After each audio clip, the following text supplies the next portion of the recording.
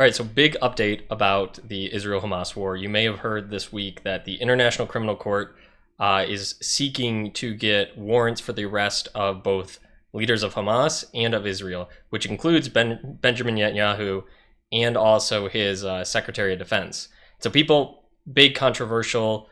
Israel's condemning this. The United States is condemning this. Biden specifically is condemning this, saying there's no equivalence to Israel and Hamas.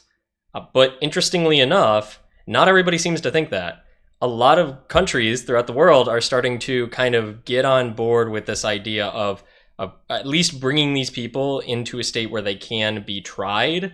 So what else is an issue for a warrant for an arrest? And the International Criminal Court is receiving backing from countries like France, Belgium, Slovenia, and other tertiary support, and that may grow into other full countries announcing their support for this. So the reason behind this, and it's happening to both sides, right? So obviously Hamas is getting accused of crimes against humanity, war crimes for their attack on October 7th. Nobody's really surprised about that.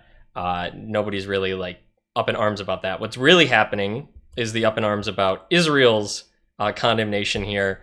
And basically what they're being charged with is same thing, war crimes, crimes against humanity, through the mechanism of using starvation as a weapon. So intentionally starving out the people of Palestine in order to get at Hamas. Same thing with the water.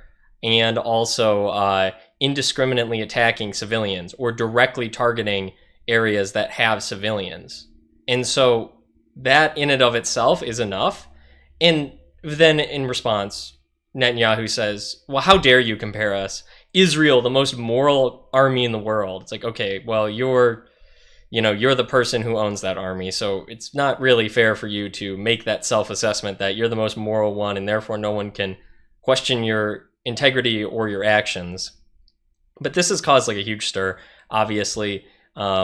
Anybody who wants to challenge Israel's authority seems to kind of get canceled in a way. This includes even the likes of Candace Owens, who very clearly was fired from the Daily Wire for asking questions about Israel and their antics and the way they go about these things. Ireland was asking questions. South Africa was asking questions. So it's not just people and political commentators. It's governments around the world are saying, hey, Israel, we understand you were attacked. It was a terrorist attack. Your response has been almost as bad or as bad. And their incredibly heavy-handed way about going about this response has been devastating. And they say, oh, well, we tell these certain areas in Gaza that we're going to bomb them, and then so all the people have to leave. Well, one, you're displacing civilian populations, which is already not good.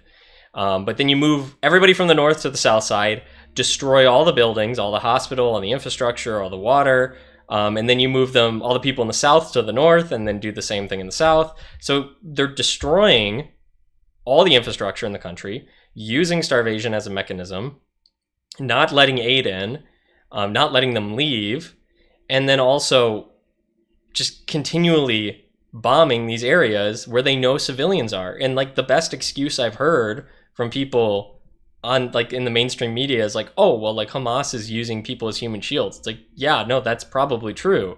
They probably are using civilians as human shields. Therefore, you should not continue to bombard them knowing that.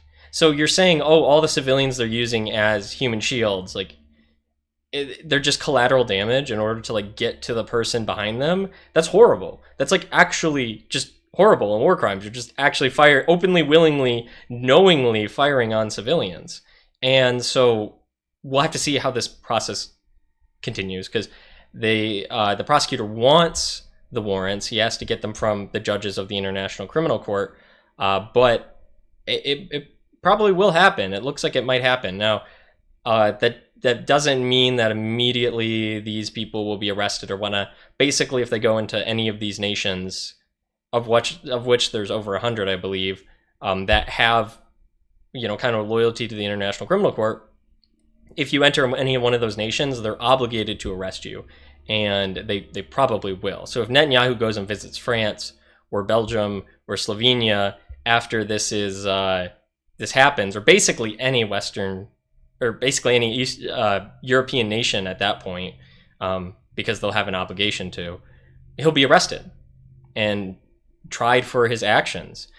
And this seems to have been a long time coming, and people were accusing Israel of the heavy-handed tactics immediately after the October 7th or retaliation, and it's taken months and months and months, but they continue to do these heavy-handed tactics, and it's really bad for Israel's optics. They can't afford to lose Western support on this. They need money for weapons, they need money for supplies, they need intelligence. The security backing of the West threatens off a lot of their enemies, and then the ones they're fighting, we help Israel in their efforts to combat whatever enemies that are willing to take that risk against fighting the West, and presumably most of the civilized world in general. But they're losing support, and you can't lose support from Western nations. That's the bulwark that's keeping Israel where it is and how it is. And so over the generations, you're seeing a huge decline in support for Israel, all the way down to Gen Z, where it's a majority of people support the Palestinian people, and they're not supporting Hamas as a terrorist organization. They're concerned about the well-being of the Palestinian people, who seem to be starved to death and then bombarded and have their homes destroyed, relocated, all that. They're on the side of the people. So when you conflate hey, I'm worried about innocent civilians in an active war zone, they say, oh, if you are worried about those innocent civilians, that means you support the terrorist organization that operates in that country, which is not the same thing. If you want to say policy-wise, who we give money to, that's more of a, you can conflate those things, say, oh, they're stealing money or whatever from the government, they can control the government. But from a purely moral, ethical standpoint, you don't have to conflate those two things. You can say, I'm worried about the innocent women and children. I'm not supportive of the actions of the military-aged men holding weapons. But for some reason, our media wants to conflate those two things and then say, if you're not on Israel's side, you're pro-terrorist, which is just a horrible conflation to make. It makes this way more black and white than it actually is. And other countries besides the US are clearly seeing this as more than just black and white. But still, in the US, in Biden's saying that, oh, well, there's no equivalence. But there is an equivalence. A lot of civilians are dying on both sides. That's pretty equivalent to me. It doesn't matter who started it. You don't then earn the right to commit war crimes in return if somebody commits war crimes on you. That's not how that works.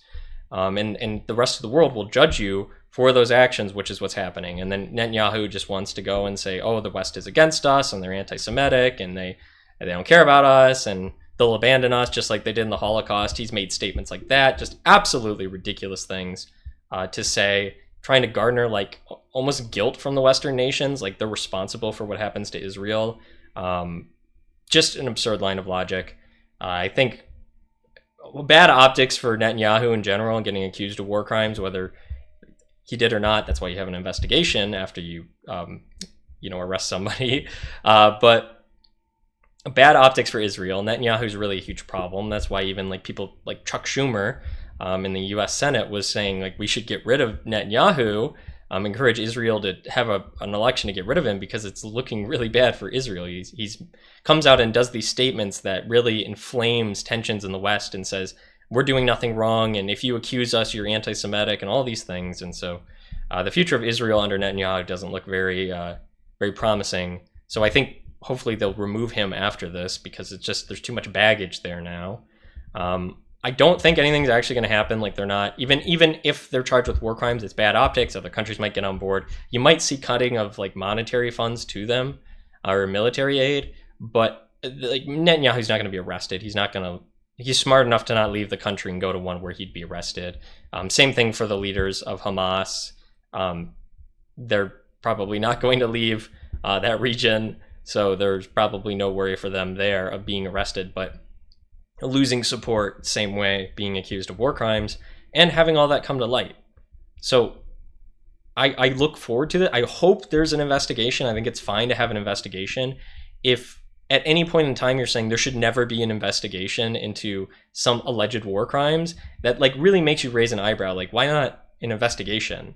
You know, at least like look into this. Maybe there's been a lot of accusations for a lot of months, so that makes people even more skeptical that you're committing war crimes, right? You look like you have something to hide. So on that note, thank you for watching. We'll have to see what happens, but I will keep you updated next time I hear anything. And if you are interested, make sure you subscribe, comment, like, let me know what you think about this, which side you kind of support on this issue of getting the warrants for them. And I hope to see you around. Thanks for watching.